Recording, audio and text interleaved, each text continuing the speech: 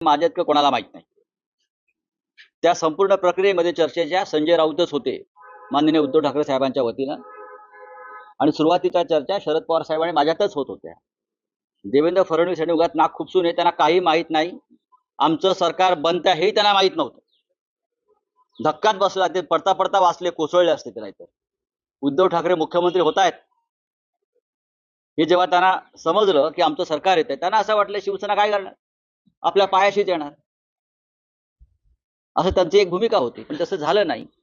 राजकारण शिवसेनेला येतं, आणि तुम्ही जो आमचा अपमान केला मुख्यमंत्रीपद नाकारून, ते मुख्यमंत्रीपद आम्ही तेव्हा घेतलं। ठीक आहे, तुम्ही आमच्यामध्ये गद्दार निर्माण करून सरकार पाडलं वगैरे ठीक आहे, आणि शरद पवार साहेबांनी असेल किंवा काँग्रेस पक्षाने असेल, हे सरकार आणि हे मुख्यमंत्रीपद 5 वर्ष टिकवायचं अशी कमिटमेंट होती त्यांची।